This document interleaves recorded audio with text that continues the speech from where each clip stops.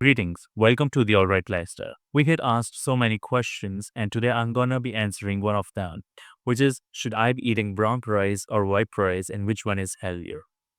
Now, you could be eating any kind of rice which you want, but let us get into the science of brown rice and white rice, and then you could choose what you want to eat. Now, know what single food, a single ingredient would cause you diabetes, PCOD, or whatever. It's your lifestyle. Now, why I'm saying that? Because this point is gonna come in this video later on. So, if you take brown rice, what does it has? Brown rice has that outer layer, that fiber, that brown layer, which is not removed by processing. Now you have fiber, so you feel satiated, you feel you have eaten, a good amount of food, you feel full, which is a good thing if you are on the side of overeating things. You don't do portion control. Brown rice also have something which is not desirable, and that is anti-nutrients. Now, anti-nutrients along with phytic acid, although it does has minerals, but that anti-nutrients stops that mineral to absorb in the body, so you're not getting anything effectively.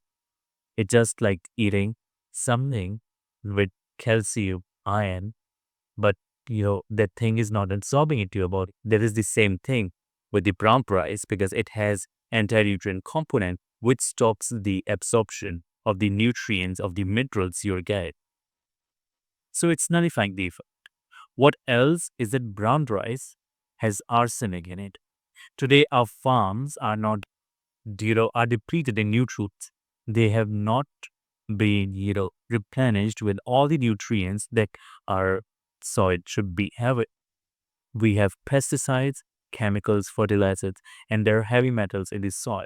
Researchers have found that brown rice could contain arsenic, which is a heavy metal which is really toxic to human body, even in small amounts. Although white rice lacked fiber, and that arsenic was in the fiber layer of the brown rice. But on the other hand, if you take white rice don't have the outer brown layer or the fiber. So it does not have even arsenic in it. Now, white rice, you could be thinking that it causes diabetes, it decreases my blood sugar levels, it's bad, it makes me fat, it's carbs, carbs are unhealthy. Absolutely not. You don't eat white rice and get diabetes the next day. You don't eat white rice and get PCOD, the PCOS the next day. People in China, Japan, they're eating white rice on a daily basis. Tell me if they're suffering from diabetes because of that white rice. I mean, their population are eating. If we look at villages in India, people are eating dal and rice as their staple, and they don't suffer from diabetes. So what makes rice bad? Nothing. But what causes diabetes is your bad lifestyle habits. Not that rice, not that, pulao, not that basmati rice, not that full platter of rice. Although portion control does matter, but what I mean here is that single food is not bad. What makes bad is that lifestyle which you are living, which has caused diabetes. But that should give you a sense of empowerment and responsibility and power that if the lifestyle I have lived has caused this disease, now if I change the lifestyle, it should actually put that disease into remission, which is very easy. Diabetes, thyroid, the two top easiest thing to put in remission. Now, white rice is an amazing fuel to your body. White rice is an amazing fuel to your muscles to, replenish your glycogen. As a post-workout and as a pre-workout, you could be taking rice, and it's in our culture. We in India have always eat rice, and especially in South India. The South Indian cuisines are made out of rice. And then they have one, very good step, which is fermenting the rice. If you were to, replace rice with quinoa or with oats for the South Indian population, our genes are not, in establishment with that quinoa or oats. They are foreign to our genes. Our genetic coding does not have that. It is unfamiliar to us. And that is why most and more and more people are falling off their diets because, we are taking this from Western diet that it's not a problem if we, take it. Our Western diet is not a problem. I don't have anything against that. But the thing is, food which is in our coding, which is in our genetic coding, which is in our genes, which is in our region, seasonal and regional, is what you should be eating. Western trans fats, they are okay once in a while, but that should not be the major portion of your diet. It's like we are eating quinoa every day, and then once in a while we are eating rice. No, eat the rice, white rice the right way, with a little bit of A2 ghee, with a little bit of coconut oil, with herbs and spices. I mean, living in India, we are blessed to have so many different spices which are anti-inflammatory, which gives flavor, which is really therapeutic for our health if taken the right way. And that we have herbs. And the favorite herb is mint for me personally. And, rosemary, thyme, oregano, you could do chili flakes and you can make a good pulao out of bowl with some mushroom, maybe some A2 desi paneer, some tofu, which is, organic and non-GMO. So you could do a lot of things with, a small portion of rice. You don't have to eat a lot of rice. Portion control is the key, and you could absolutely eat white rice on being a diabetic patient. But I mean, suffering from diabetes. I mean, diabetic patient labeling is not really ideal. Sorry for that. But it is how you eat white rice. It is the way you eat. So it does not spike down insulin level. You mix it with some vegetable. Take it with the fat. You add cashews. You add curry leaves. So there's a way to enjoy your traditional food. Okay, you don't have to copy fads. It's not serving you anyways. You're telling your parents to stop eating white bread, to stop eating sugar, to stop eating rice and wheat. Now they're bombarded with this modern information and modern science that they think that you are wrong and you think they are wrong to create that. Now the thing which has changed over the years is the quality of what the food we are eating and our lifestyle. Okay. So they were eating sugar and they were eating rice and wheat even before then when they had this condition. They were eating it from their childhood. So it is in their genes, it is in their DNA.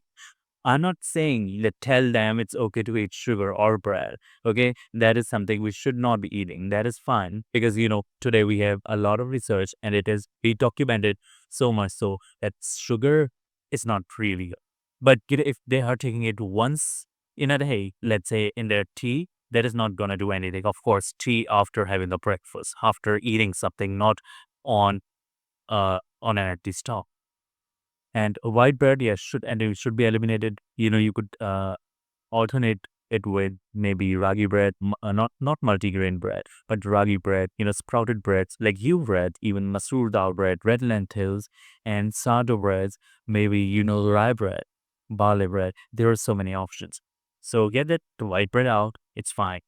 Sugar, if they are wanting to take once in a while, maybe in their tea, it is okay, but in that small dose. And if they want to eat their wheat, rice, let them eat that. But change the way you cook, change the ingredients in it, make it more like it is satisfying, but it does hold the nutrients and it doesn't, spike your insulin level, don't make you feel bloated, don't make you feel, sleepy, or you can get lightheaded or dizziness. So we have rice, and then about wheat, the thing is you should be eating kafli wheat rather than the whole processed wheat we are getting today.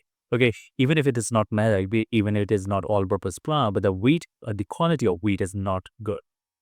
Kafli wheat, on the other hand, has a gluten structure which our body could digest easily, and you can make bread out of that wheat as well. So it goes fermented and it's easy on the dish.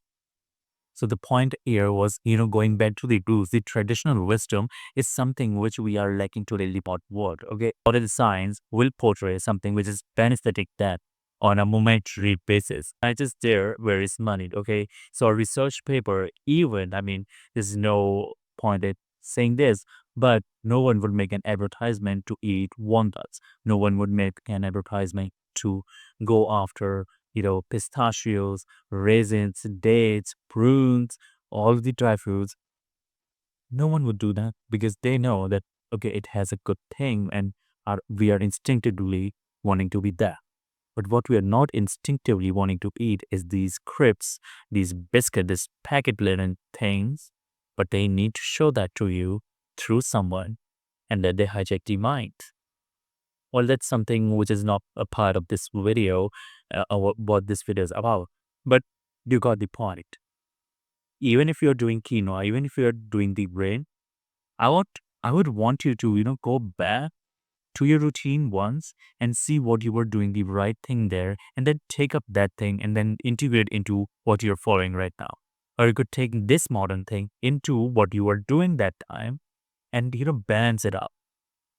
Even doing quinoa. I mean, quinoa is a pseudo grain. It's not even digested properly. It's just such a small particle size as well. You're unable to chew it. It's not going to be digested properly. I mean, I have seen 100 different people, eating quinoa with bloating, with acidity, with gas issues. I mean, the results are self-explanatory. I personally also had quinoa once and I didn't like what it did to my gut. So I never ate that again. And then I had it, in my fridge for over like 3 months and then I had to just throw it out. Thank you for watching.